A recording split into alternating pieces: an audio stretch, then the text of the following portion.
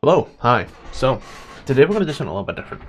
I've done maps, and I've done, my thoughts on things, but today I'm going to do a monster creation. I make a lot of custom monsters for a lot of campaigns, and I never actually go through my process. So, today I'm going to walk you through my process. This is for a creature in the Icewind Dale group. So if you watch the Icewind Dale games, I've alluded to this. This is coming. Oh my, the consequences of my actions. In this case here, Sunblight Sun. So, let's go over what I've done. So I already started, and then I was like, hey, this would make a decent video. So, let's get it. In the event that you want more content like this, you can have to like, comment, subscribe. Let me know that you actually want to see more stuff like this. So, this is on Foundry, obviously. Now, you can obviously make your creatures on Roll20. I also make paper sheets. So I use Tetracube, just so you're aware. And you can use that to create a paper sheet. Keep it tucked away, just in case it's needed. Obviously, I would recommend doing that. Even if you just, use it for something else. You can change the name and just use the stat block. It's versatile, Just don't use it against the same people. They may notice. Okay, so we're going to go over the stat block here. I'm going to give you that philosophy. You're also going to see me in the background doing some stuff. Might cut in between here and now. So we're going to start off with the, the skills, the attributes. We're going to start here. So he has a 9 in athletics, a 3 in intimidation, and a 6 in stealth. The athletics would be really good in 2014 rules, but now that it saves, it's not so good. That being said, to inform this, he's a miner and he's in an army, so he's going to be wearing an awful lot of heavy armor. He's going to be pushing and pulling an awful lot of carts and doing an awful lot. I mean, he is going to be strong. He needs to be strong. So +5 in his strength and then giving it athletics as well. These make sense. +3 in intimidation comes from the fact that he is part of an army. He now runs this army. He still has that bit of fatherly legacy. They don't quite know what he can do in comparison to his father, but his father was a bit of a hard ass, so he could be worse. So there are people who are going to be scared of him innately, and he's going to be somewhat good at intimidation. Finally, the stealth. The reason he has stealth proficiency is simply because he's alive, because he hid under a bed. He's good at stealth. He hides. You can see how that's how the past and the present informs these skills. He's part of an army, he's a miner, his father has, his father's ruled a bit of an iron fist, and he hid under a bed to survive. These three make sense. Next up are his senses. Try to keep him in line with the Dwegar as much as possible, so a 60 foot of dark vision makes sense. He's also trying to eke out as much of an advantage as he can, so he'd maybe try and train to be good and therefore get blind sight. The reason that he doesn't have tremor sense is one of these sights is because in 2024 rules, tremor sense doesn't actually count as sight, so even if he were blinded, he'd still be blinded. Even though he knows where the creatures are, he'd be still attacking at disadvantage, so you can say he has tremor sense. You don't need to put it on the sheet, but it has no real use here because it's not going to give him any advantage. Immunities. So I give him cold immunity because we're playing in a cold game, so he's going to be good at, at resisting cold, if not straight up immune to it. No one really uses cold spells because of that, so it's one immunity that can be transferred over for other things, but that's fine. The second one is psychic, and the reason he is psychic is because an awful lot of the Dwegar he would have trained with are psychic. They're psychers, for lack of better terminology. So because of that, he's going to be building up a bit of a resistance, and he'll have got really good at it, so now he's immune. The 2-for-1 on that, however, is I have kind of just gimped our rogue and our wizard's favourite spell. On the up hand though, now they need to think out the box, which is great for me, and for them it may be a bit frustrating, but this is a big bad evil guy fight. This is going to take a whole session. There's going to be an awful lot of thinking involved, so I don't worry about that too much. Next up are his resistances. So your standard non-magical resistances. Most of my guys have magical weapons. It's just there. We do it because it's tradition more than anything. He also has poison resistance, however, and that's just because he's a dwarf. Now, there is a vulnerability there that isn't a type of damage you normally see.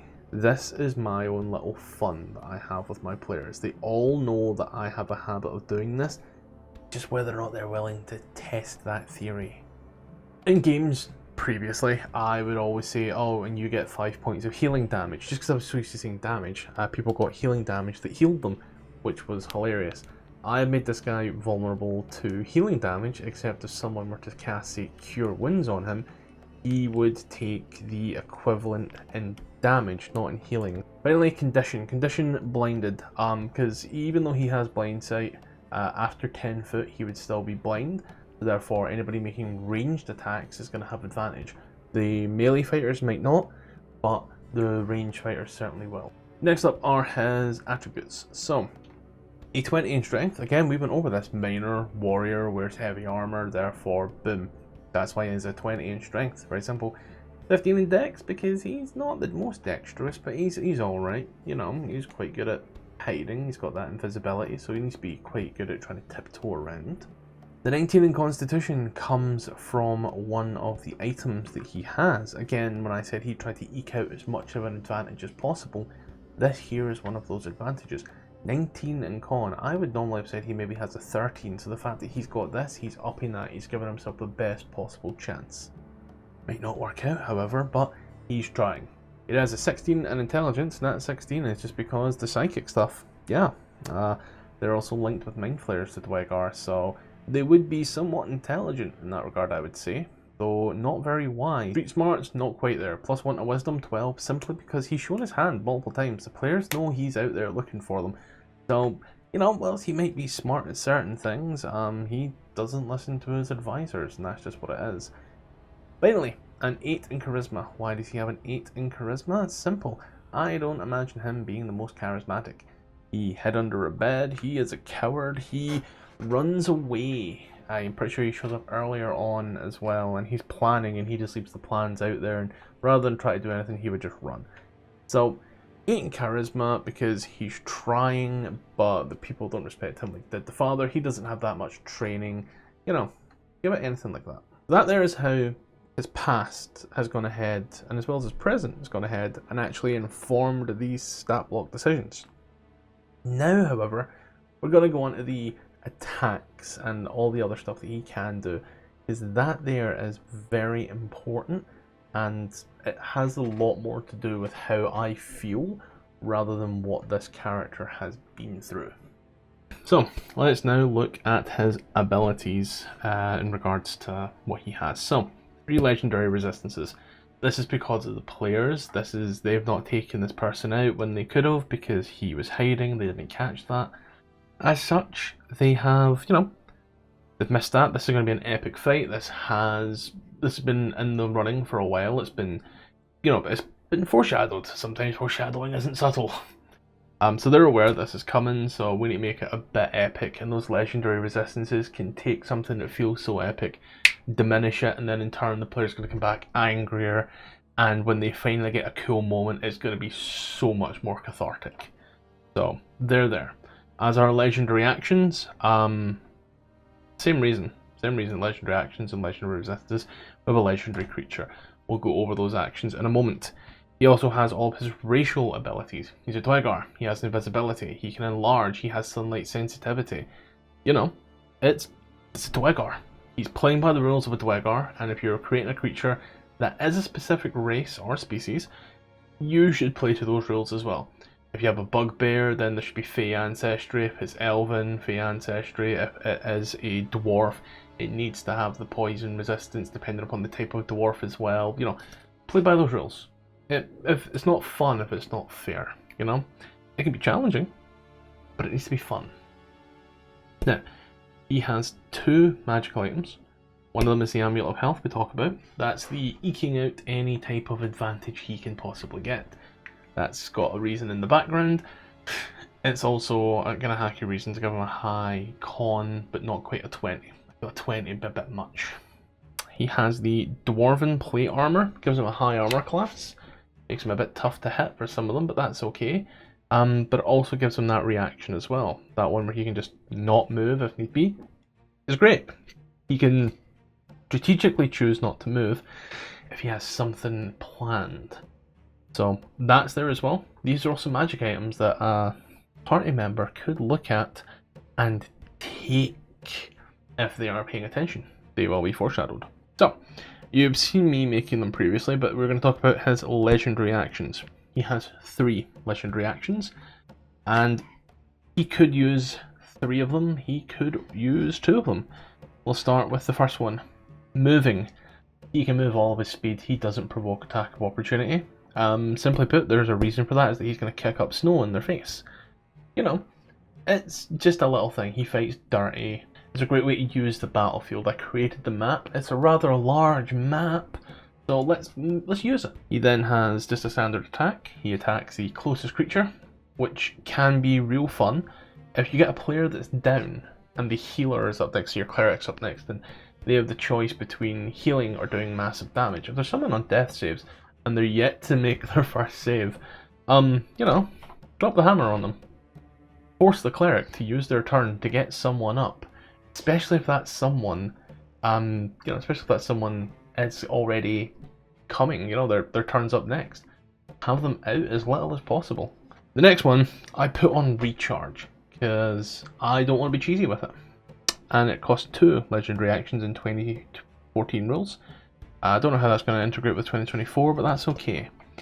A psychic scream. He screams so loud that it causes some psychic damage, and if you fail your save, you take damage and you have disadvantage on your next attack roll, singular. These guys are multi-attack, so anybody making a melee attack is attacking at disadvantage, then attacking normally. Simple. The movement that is simply a case that he needs to, needs to move around. An awful lot of them have a bit where they can move. I just want to make this a bit more of a fun experience. The attack, they all have an attack. It's simple, everybody makes one attack. The Psychic Rend, however, that's the kind of special one. The whole reason for that there is to kind of break things up, you know? Like, he does this, there's that little trickle of damage. If someone is unconscious as well, and they're lying there, that's like 1 failed death save. That is. So now that player is desperately hoping they don't roll on that one if they're up next. It's a way to be more inclined with Dwegar as well. Psychic. He's got the Psyker people there. I'm going to call them Psykers. Now, bonus actions. 1 bonus action. Command. The command here is simple. All the Dwegar within 60 foot make an attack against the closest creature. So, if I have 20 Dwegar, okay, this is big enough. All the Dwegar are on the outside of this map. So, all of the attacks they make are going to be at disadvantage, unless someone is dumb enough to get close enough. So, when they are at disadvantage, that's a lot of rolls. If half of these guys would hit normally, we could say that because they're rolling at disadvantage, a quarter of them hit. That's still 5 additional hits.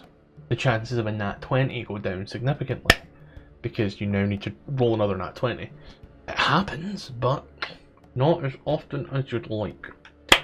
Now, the reason he has command is because he's commanding an army. He's telling an army what to do. He's doing his job. It makes sense if you're having a fight with ads to do this. Now, his actions. Standard Dwegar invisibility because Dwegar. Standard Dwegar enlarge because Dwegar. The only thing there that is him wholly is the +1 mace. With a +10 to hit. It's very simple. He has them all. I said mace. He has them all. He's simple. There's bigger and better fights to come. This guy here is just ending a plotline. So, if he ends a plotline and ends a life, he ends a plotline and ends a life. But, the plotline should end epically regardless. And that's really it. So, really, to wrap everything up in a nice little bow, whenever I'm making a creature, I look at what this creature's job is, what they have to do. In this case, this guy just needs to wrap up a plotline, so he doesn't need to be too threatening, but he still needs to be worth the player's time and worth my time. Very obvious he commands an army, so we need to do something with that army, be it a show of force or incorporate that into the stat block. In this case, I've done a bit of both. The army will be there and they are in the stat block. Due to a specific species or race, whichever phrase you would like to use, he has those rules in place because we need to use those rules. They're there. He is a Dwegar, so he has the sunlight sensitivity, the resistance to poison, the enlarge, and the invisibility. his standard statistics are set by his background. His strength is so high because he's a miner and a warrior that wears heavy armor. He's constantly working out, even if it is just passively. He's not very dexterous because he's quite bulky. He might be a little weak, but he's trying to compensate for that with an amulet and magical abilities.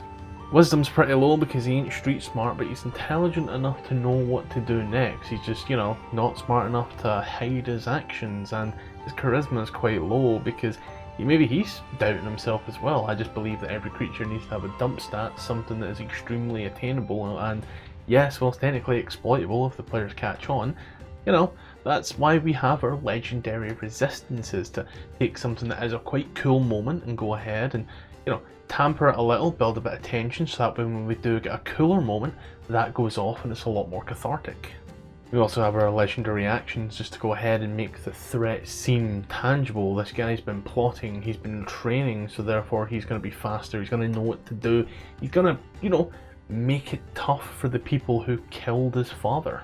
He has all the correct senses, and whilst we're not including one of the senses, which is in the 2024 Player's Handbook, it's just not on his stat block. That is not to say he doesn't have it, it just doesn't serve our purposes here.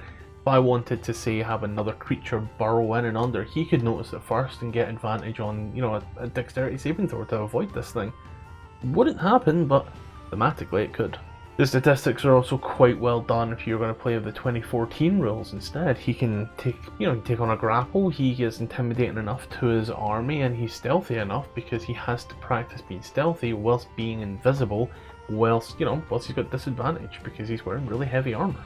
He speaks the languages that most of his people speak, and he has the same resistances because, again, there's that racial stuff in there.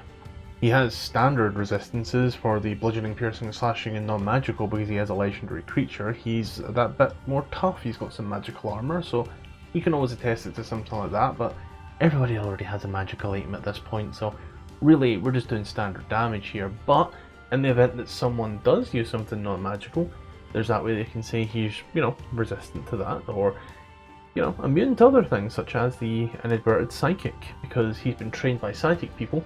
He's gone ahead and built up an immunity to said psychic damage, so now my psychic players, they're going to have to find other ways to win this fight without relying on the same thing.